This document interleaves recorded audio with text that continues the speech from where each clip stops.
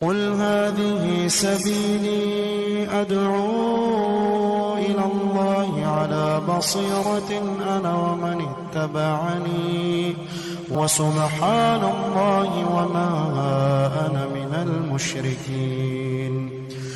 اعوذ باللہ من الشیطان الرجیم. بسم اللہ الرحمن الرحیم. وَلَا تُؤْتُوا السُّفَهَاءَ أَمْوَالَكُمْ. تم نہ سمجھ لوگوں کو، بچوں کو اپنے مال سپرد نہ کرو. ویسے تو یتیموں کے حوالے سے گفتگو چلی آ رہی ہے. پہلے یتیم بچیوں کا معاملہ تھا، اب عام چاہے بچے ہوں چاہے بچیاں ہوں ان کے مال کی بات ہے.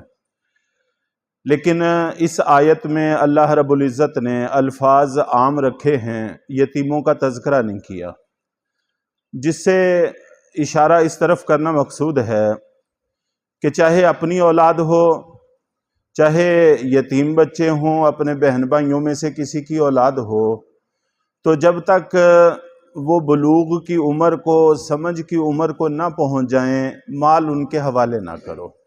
نہ سمجھی میں ضائع کر دیں گے اور فقر آئے گا جس کی وجہ سے وہ خود بھی مشقت میں پڑیں گے اور دوسروں کے لیے بوجھ بنیں گے اور تمہارے لیے بھی مسئلہ ہوگا. التی جعل اللہ لکم قیاما، کہ یہ مال کو اللہ تعالیٰ نے تمہارے لیے گزر اوقات کا ذریعہ بنایا ہے، بقا کا ذریعہ بنایا ہے. حلال مال، رزق حلال اللہ کی نعمت ہے، بقا کا ذریعہ ہے. اور خاص طور پر اس دور میں جیسا کہ پہلے بھی عرض کیا تھا کہ شروع زمانے میں لوگوں کی نظر میں ایمان، دین کی اہمیت زیادہ تھی اور دنیا کی اہمیت نہ ہونے کے برابر تھی. اب صورتحال اس کے برعکس ہے. ضرورت پڑنے پر سب سے پہلے انسان اپنا ایمان بیچ رہا ہے. اسی لیے اللہ کے نبی صلی اللہ علیہ وسلم نے ارشاد فرمایا کہ قریب ہے کہ فقر کفر بن جائے، تمہیں کفر تک پہنچا دے. اس لیے اپنے اموال کو سنبھال کے استعمال کرنا چاہیے. خواتین اور بچوں کے سپرد ایسے طور پر نہیں کر دینا چاہیے کہ وہ جیسے چاہیں اڑائیں اور بعد میں پھر پریشانی کا ذریعہ بنے. وَارْزُقُوهُمْ فِيهَا وَاكْسُوهُمْ، اور ان کو کھلاؤ پلاؤ اور پہناؤ. بچوں کو، بیوی کو، گھر کے افراد کو، جن جن کی ذمہ داریاں اپنے سر ہیں، ان سب کو کھانے پینے کے اعتبار سے تو کوئی تنگی نہیں آنی چاہیے.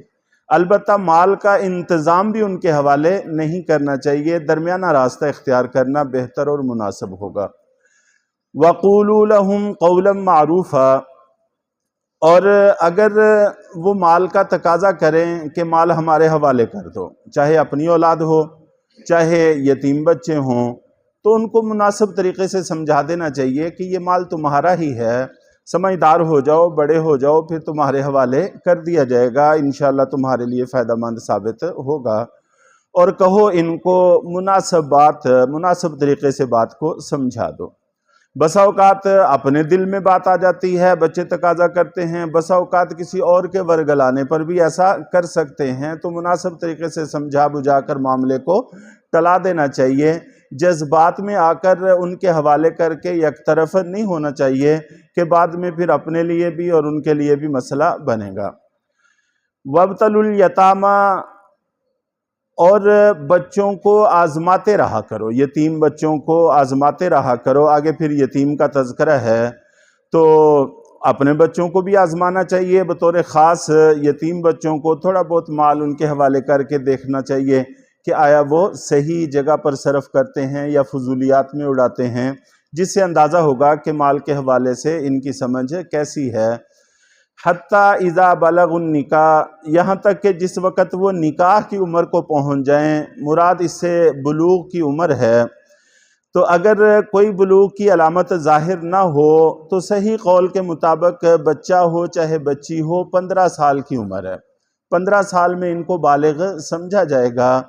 اور اگر اس سے پہلے کوئی بلوغ کی علامت ظاہر ہو جائے تو پھر پہلے بھی ان کو بالغ سمجھ لیا جائے گا.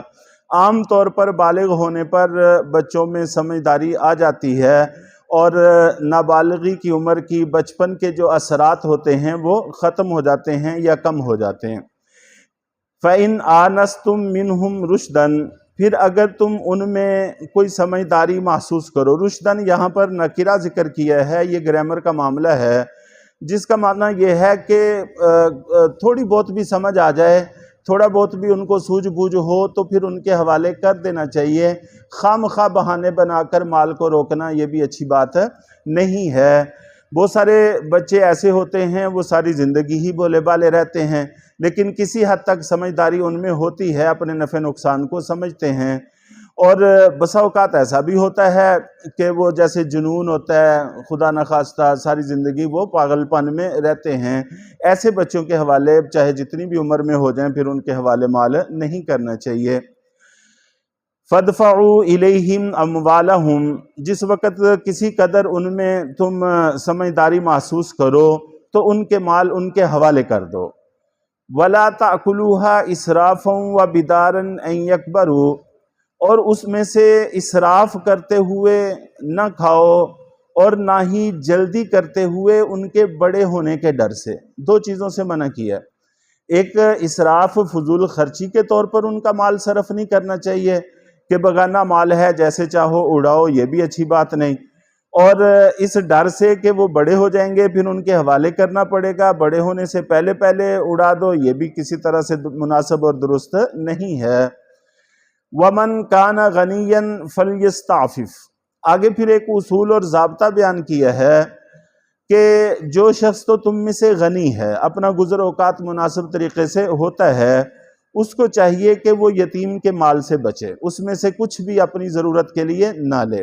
ظاہر ہے انتظام پر محنت لگتی ہے اور مال کئی طرح کے ہوتے ہیں، زمینیں ہوتی ہیں جن میں کاشت پر بھی محنت لگتی ہے، تو یہ محنت کا بھی کوئی معاوضہ وصول نہ کرو۔ اگر تمہارا گزارا صحیح ہوتا ہے تو پھر اس کے مال سے بچنا یہ اچھی بات ہے، کیونکہ یہ فرض ہے۔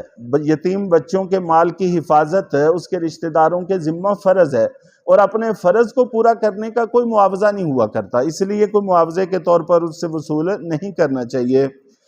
وَمَنْ كَانَ فَقِيرًا فَلْيَأْكُلْ بِالْمَعْرُوفِ، اور جو شخص ولی فقیر ہو تو وہ مناسب مقدار کھا سکتا ہے، اس میں کوئی حرج نہیں ہے، اپنا کوئی خاص روزگار نہیں ہے، تنگی ہے، تو ایسے میں اپنے حق الخدمت کے طور پر مناسب مقدار لے، اس میں بھی بے احتیاطی سے کام نہ لے۔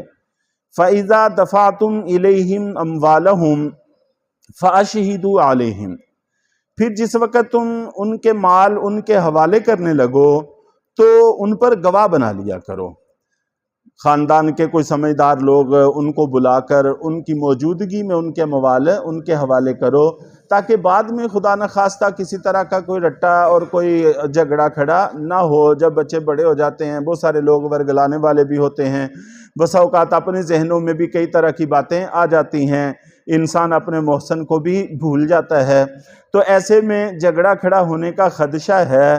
اس لیے خاندان کے محلے کے آس پاس کے کچھ نہ کچھ سمجھدار لوگوں کو بلا کر ان کے سامنے حوالے کرنا چاہیے، تاکہ وہ گواہ بن جائیں اور آنے والے وقت میں کسی طرح کا کوئی مسئلہ کھڑا نہ ہو۔ وَكَفَى بِاللَّهِ حَسِيبًا، اور اللہ تعالی حساب کتاب لینے کے اعتبار سے کافی ہیں، اللہ کے علم میں سب کچھ ہے۔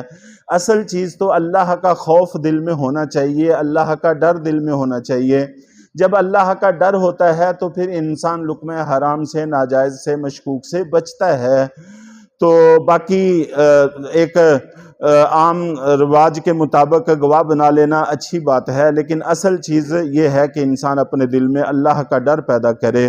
اللہ تعالی ہم سب کو عمل کی توفیق عطا فرمائے۔